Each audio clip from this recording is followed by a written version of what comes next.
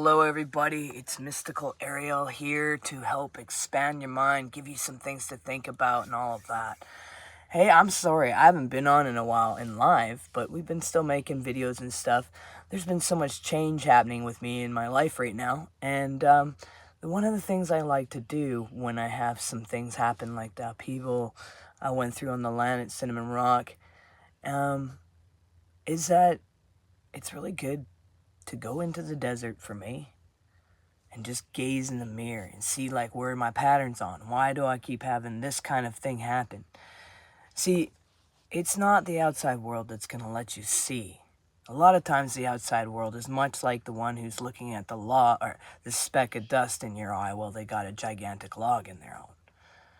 But when we take ourselves into solitude, where it's just ourselves, no distractions, and we just sit and we see what's in our way. And then we go after those things and we recognize that nothing in our lives is anyone else's except for our own to look into. We begin to expand and we change. And it's how we can get to this place of finding peace, you know? So I wrote down a few things and I want to share this with you just to kind of express how do we remove ourselves from this world of chaos when it's the world of chaos that we're birthed into? Or is that something we've been trained? You see, a life surrounded by chaos, it often feels out of control, with constant conflict, instability, and unpredictability. People may feel overwhelmed, stressful, or anxious, and they may struggle to cope with the demands of their environment. The constant onslaught of noise and confusion can lead to feelings of confusion, irritability, and even depression, even anxiety. I mean, come on. People in this world are popping antidepressants and all of that kind of stuff like no tomorrow. By the way, if that's you, I really encourage you to start looking into the microdose psilocybin stuff, or even other types of mushrooms. And go and search out and see the university studies that are going on across the country. In the United States, there's many options for you to get enrolled in these programs and actually make a change in your life. They even got ketamine programs and all sorts of kinds now.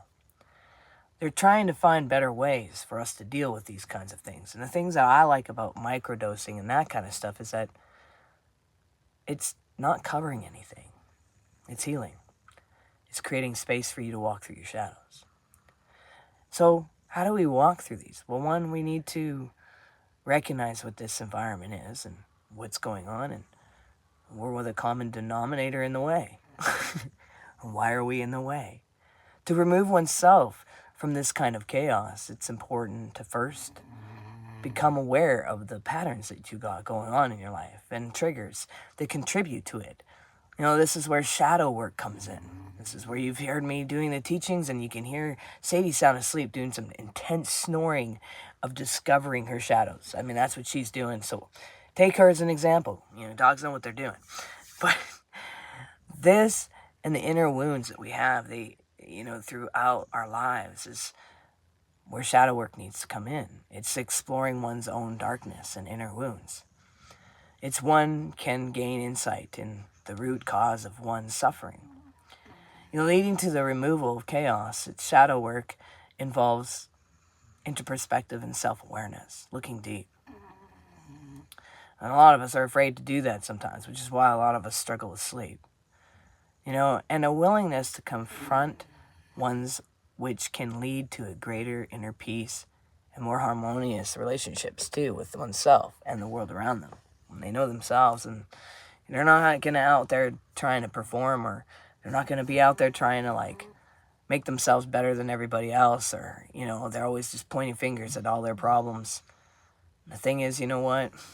Their trash is going to still be there every day when they wake up and look. But as we continue to engage and we decide to go into our shadow work and recognize that we are the common denominator, we are the one that's right there through all these patterns, and we engage in this shadow work and heal our inner wounds, and the projections from the world may start to lose their power, and instead of reacting to the chaos and projections, one can observe them with detachment and compassion, is recognizing that they too are just expressions of the collective consciousness by releasing the emotional charge that surrounds them.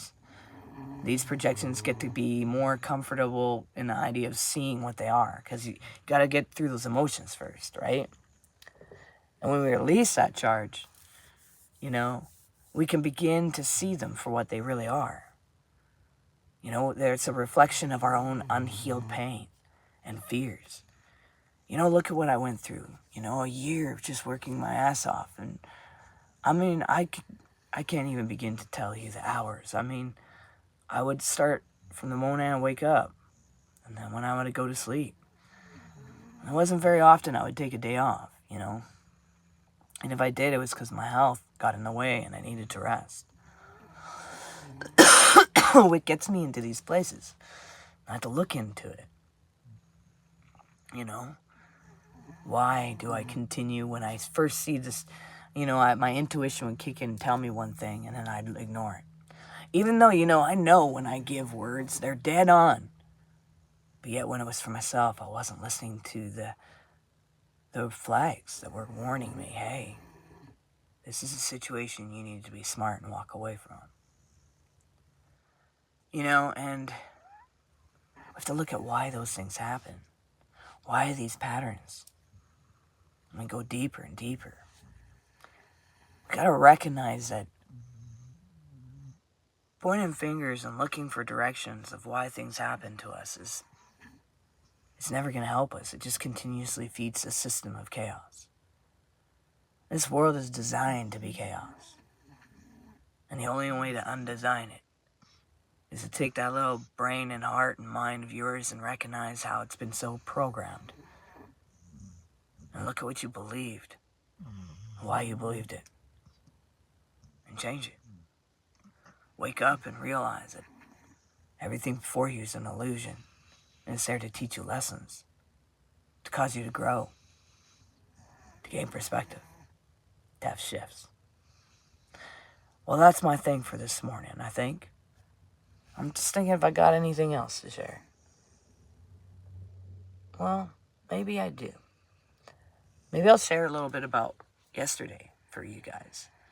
So yesterday I woke up, spent some time in meditation, just looking and gazing into the mirror with the eyes of the Almighty, Yahweh, the breath of all life. And I was sitting there yesterday morning and I found myself contemplating what we as the human race might do to reunite. How do we awaken? How do we awaken ourselves to recognize the truths of we're in our own way and the truths of our original designs, that we're really meant to be like? This world is a mess for a range of reasons, including we're entrapped in a shadow matrix, which is a construct of multitude of ones and zeros. And when you recognize that, it might be wise to step back and look at our virtual existence. It's been designed to go against the principles of truth and even our own inner natures, our real designs. You see, we have all been divided, whether by screens or the stresses of maintaining our homes, which, by the way, are akin to prison cells, We lock ourselves in that prison cell. The system has been programming us throughout history. But we are the ones, because of the way the chaos was taught and given to us, we allowed ourselves to be so programmed that we locked our own selves in our own cells. And we're even paying the system to do it to us. I think if we want to see global change, we want to see country change, then we need to start looking in the mirror and one by one work on our things. One by one, understand the truth of our beings. We don't need to go looking for love because we are love. We don't need to look to find out how to be kind because we are kindness. We don't need to go looking about how we can learn to become compassionate, because we are compassionate.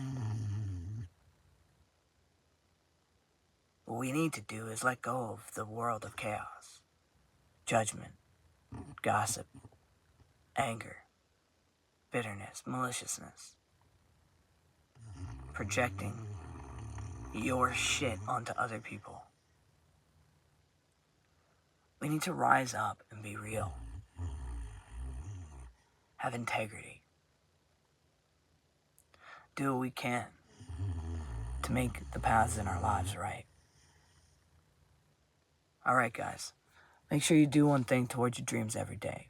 Makes you one step closer. Make sure you get a good sleep, Mike. My snoring dog, Sadie, back here, enjoying life away. That dog has become the happiest dog. Like, honestly, it's bizarre. I think my dogs really love living in nature. I think they love the nomadic life. I think they just love it. They don't like it when they have to be traveling between places too long and sitting in the van too long. But they love it when they get to stop and run and explore. I mean, London used to never sleep with me. He used to always sleep on the floor. Now he's sleeping with me, and he's in my arms being cuddled. He's happy as can be. I guess it's where he spent most of his life as a little guy anyway. And Xena, she's having all these adventures. She's living life. And my dogs are lucky. They never have to be shut behind a gate and left away, ignored. They are my attention all day. Peace, everybody.